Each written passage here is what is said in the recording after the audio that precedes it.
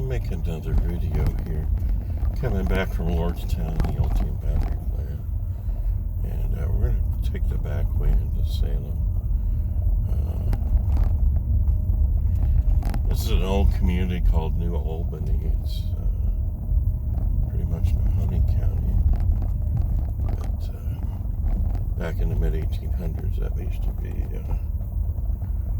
Columbiana County. They split. Took a little bit out of Trumbull, out of Columbiana County to make Mahoney County, which is where Youngstown and Canfield lie.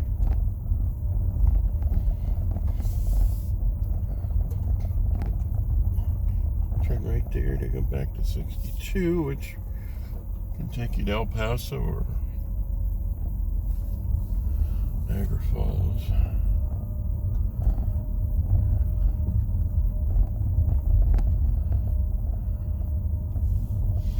I wonder what the whole history is behind this very old community.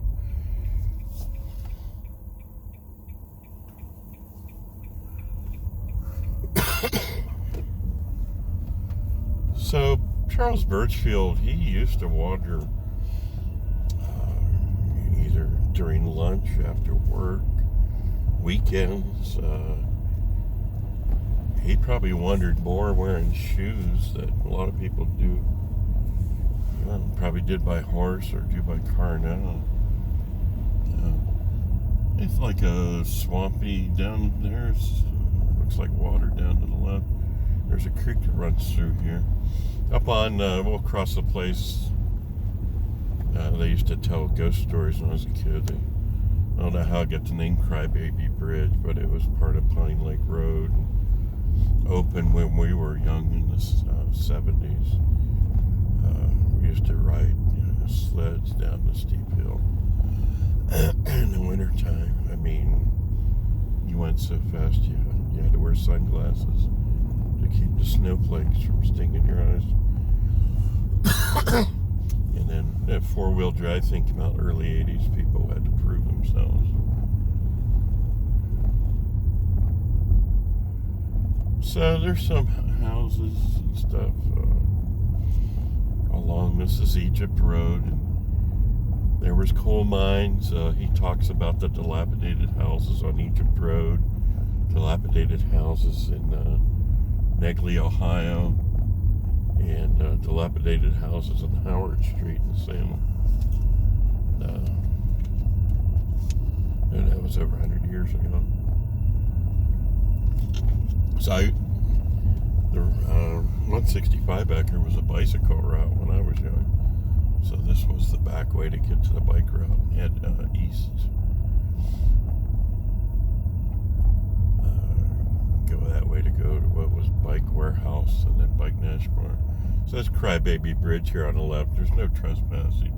It's private owned, but there was a parking lot. I'd have to Google Earth it. There's a parking lot up on the right, and then my dad would actually bring hardware, nuts, bolts, washers, and I would rebuild those old sleds that were riveted together because it would just beat the hell out of them. My sister's sled was just beaten beyond repair as I was using it. So anything that popped would have to be replaced with steel bolts, washer, lock washer, and it would go back out. Had a hell of a good time. But you had to walk up the hill and then avoid people coming down the hill. But yeah, there's coal mine shafts from 1800s. Everything was coal mine. He'd run businesses, steam engines, heat houses, and everything else. Well, I've been waiting for this barn to flip over the way it overhangs since I was a kid. Somebody keeps it painted.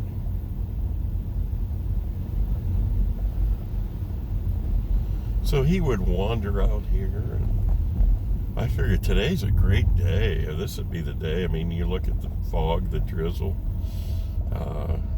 It's January 2nd. It's 48 degrees. I wonder what kind of rain protection and snow protection he wore. But yeah, this is one of the places he wandered, and then we're going to turn right on what's 10th Street East in Salem and go up Painter Hill. It's probably Painter Road in his diaries. So some of his paintings came from the woods out here. This seemed to be his favorite spot closest to home to get up, out in the woods by himself.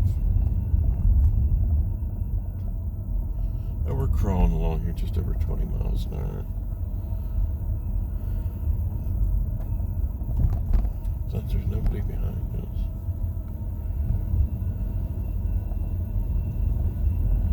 So it's been 100 years. There was farm country out here too. There was a girl that went missing closer to Youngstown, and the two farm boys found her body up on the right up here, which is all now woods. Wow, the water is just right there. Bunch of Canadian geese on the ice. That few days of wicked Christmas weather froze everything early. I mean, it was brutal. So I had a wicked cold, so I went out and tested the heater in this thing in the garage. Ran it for 7 hours. It can determine it would go at least 30 hours if you were stuck in the car.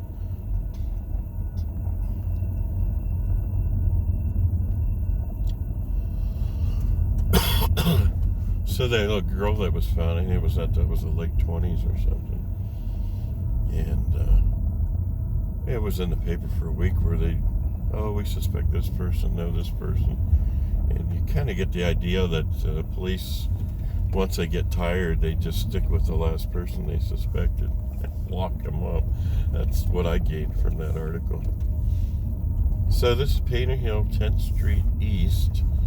So he wandered down here. I don't see things the way he sees things. I don't know if his brain was altered or something. He sees things, if I saw things the way Charles Burchfield did, I'd have nightmares.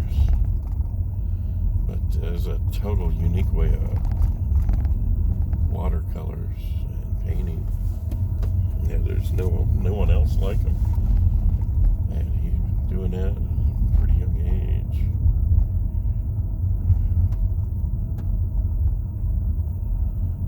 I think it was born by the 1893 or something. Still got nobody behind me. Yeah, this seems to be... This is like Charles Burchfield weather for sure. Gloom. Well, there's a new house structure going up. They just keep building out here. And wow. Into the woods. Another one here on the left. I guess, well, two of them. Three. They've been out here for a while. The garage, for some reason, protruding.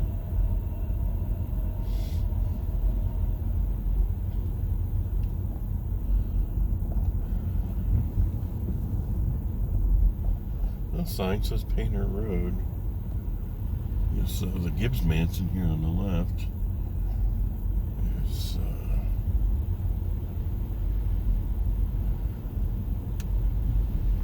they made their money from all laundry business in town. They just recently tore the building down in the last decade. American Laundry and Dry Cleaning. Oh, it's a Burchfield day.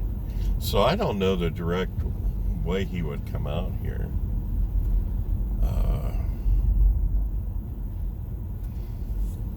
Who knows? You have to look at the roads. Obviously this one was here.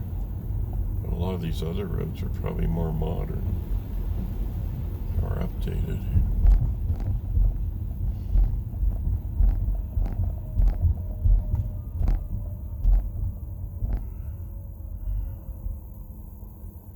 So if I turn left here, there's no roads until you get down to 3rd Street.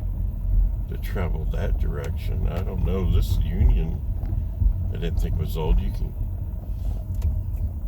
go up to North Lincoln, which would have been Garfield, the next stop sign that goes into town. So let's go down Union. This road's kind of hard on my neck. Hopefully they pave it over. We'll go in by the high school or whatever. So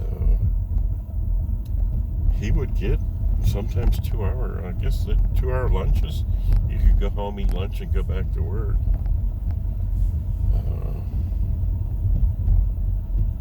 He didn't have good things to say about Mullins, and I think it's because they didn't use his artwork in the catalogs. In the 1905 boat catalog at Mullins was pretty scary. Was it Conde Lamb or something was an artist for a lot of that? But yeah, there was a 1905 one. It could have been pure Burchfield. So there's a wall on the right. There was a big estate here 100 years ago. In modern times, 100 years ago, they just stopped using it because they couldn't switch over to a modern heat or plumbing system.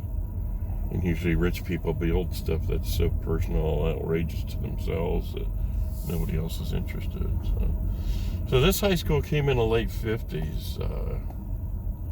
Burchfield, his high school was on the same street he lived on, so we're going to head down through there. I'm pretty sure it's 4th Street, if my old brain remembers.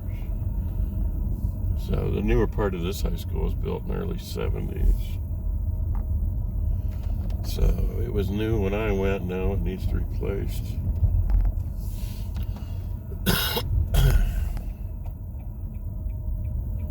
A lot of these streets haven't been renamed for 100 or so years in this old part of town.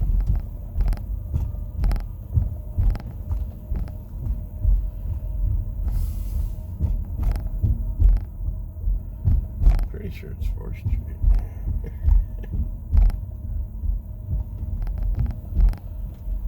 See some older houses.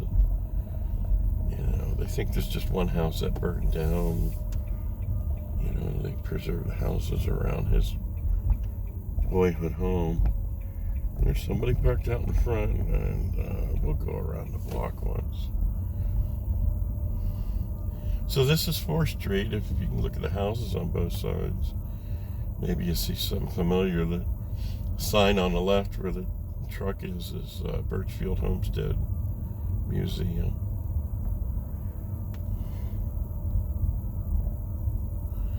There is an alleyway there. We might be able to come up back. Yeah. We'll come up back on the alley or take the next street. Maybe you can see something painted.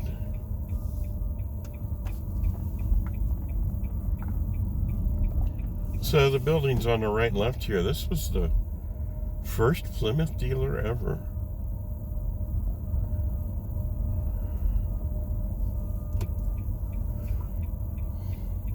Now it's a food bank.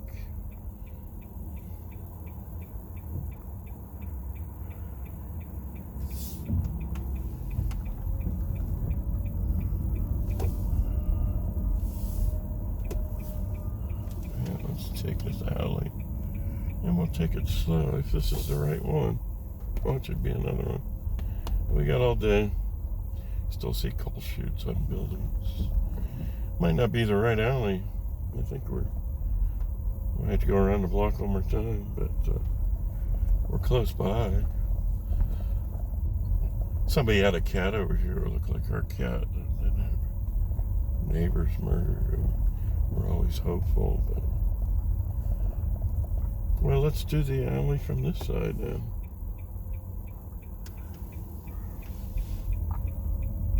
Now we can see the house, and maybe you'll see something from a painting. There it is on the left. The foundation's got the same cement wear my house has, where they form cement to look like stone. And they all have the same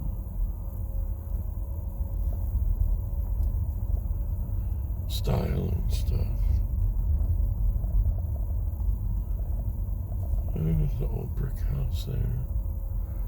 And we can swing and go back the other way and then call it a day. There's nobody here. This is a pretty good road that they take instead of the main road here in town. Me especially. There's a car coming up behind.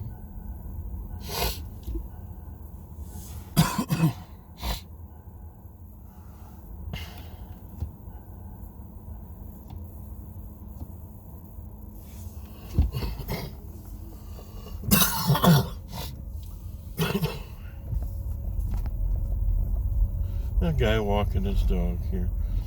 Yeah, when we were young, we had all the alleyways and stuff, but yeah, that's the backyard of Burchfield here. And they keep the house in pretty good shape here on the right. And I'm sure he's looked out those windows and did a lot of painting and stuff. So we'll head down.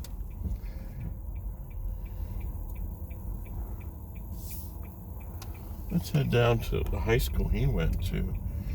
It was there when I was young, and we moved to Salem in the late 60s, and they tore it down 2 or 3 years later. It was damaged in a storm in the mid to late 60s. And theirs didn't have any foundation. It was just all masonry.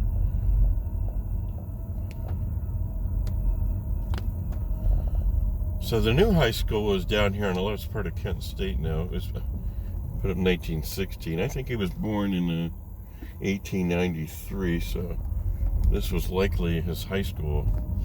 And it's just an apartment place. On the right here, you can see the cement and the railings are part of the school on the right here. And they called it the 4th Street School when I was young. And it was called the North School in old maps and stuff. So we're going to go down the alleyways and stuff. So that was his school. We went by his house. We go down to where he worked. And that building, what's there now, was put up in the early 20s, just after the new high school from 16. But they were in the same spot. And then they had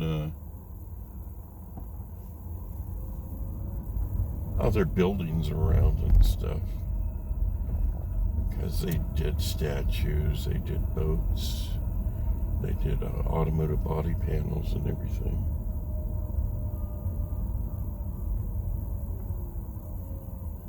It was probably the biggest employer in town 100 years ago.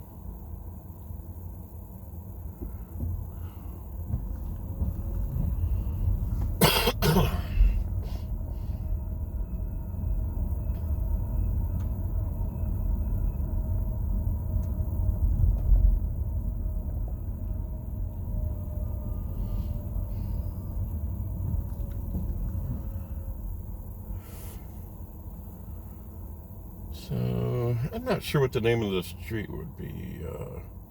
This is Broadway, but north and south weren't named the same until beginning of 29. So, who knows? You know, if he's like me, he would have walked one way to work and walked a different way home, and there's, more than 2 ways, so he just liked the look at things. So I imagine he did all different kinds of different routes, probably an endless combination to and from work. So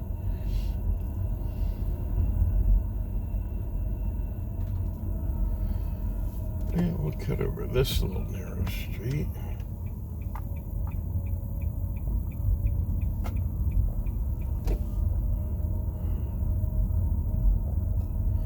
And then South Ellsworth here used to be Depot. So, and then we'll turn on Mullen Street, because they had stuff all over the place.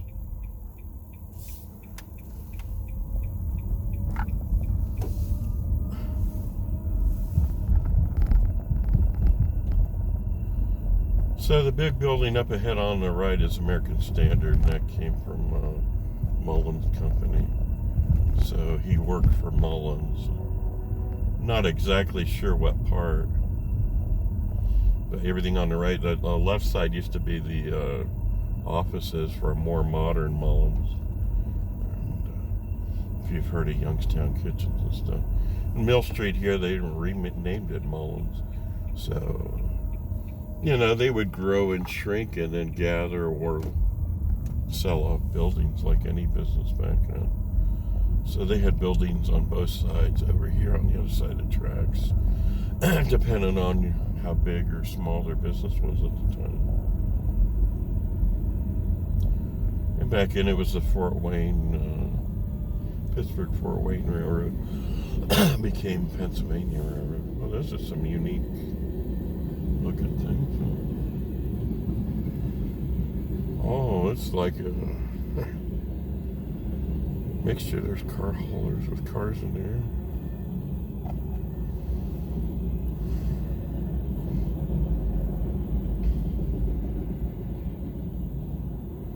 It's like the bigger and deeper in the big city, the better the graffiti is.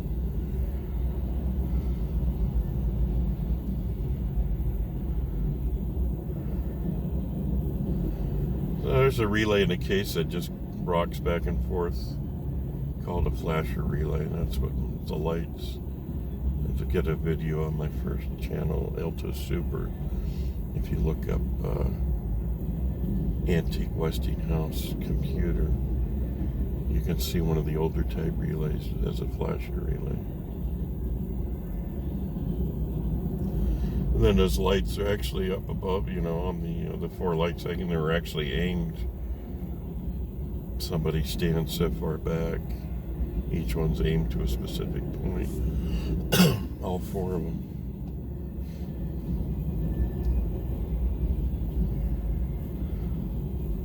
So you got insulated joints up here on the left, the yellow one, so that's a new block starting there. Well, that insulates the main track from the siding. There are insulated joints up on the main track that are darker, not yellow, just to the right of the gate. So there's a block that starts here and ends here for railroad signaling. And then that's DC circuits. The highway circuits are going to be AC.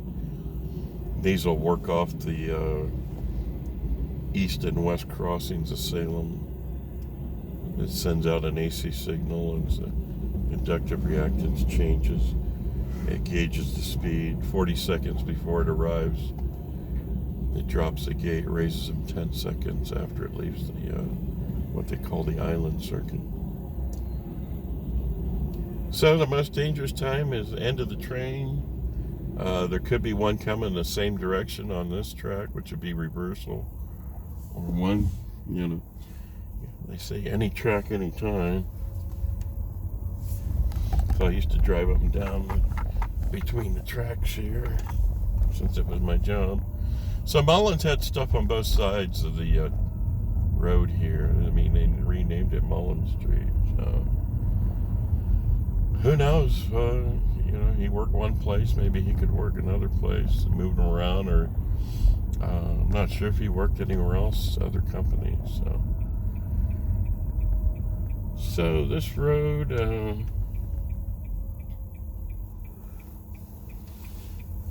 back into Salem, go across the tracks again, and we're on the other side of the American Standard plant.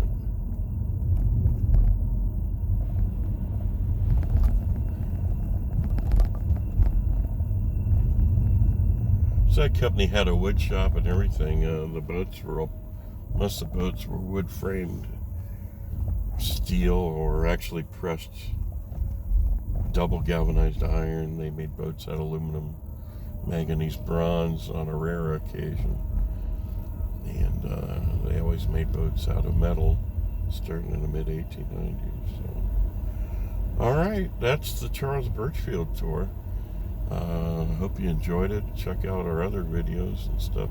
Electric cars, Appalachia, all sorts of stuff. No Rust Studios is the one that's a decade older, and that's just all peaceful HD recordings. And then Alto Super is just stuff 2 decades before that. So, yeah, this Howard, he said dilapidated houses on Howard Street, so that's what this is. So. And years ago, this State Street here, which is the next light, at this intersection to the left used to be Roosevelt, to the right was Main Street, and then back on the other side of the little town was McKinley. So you drive straight through town and have 3 different names until 1929. So have a great day. Be safe out there.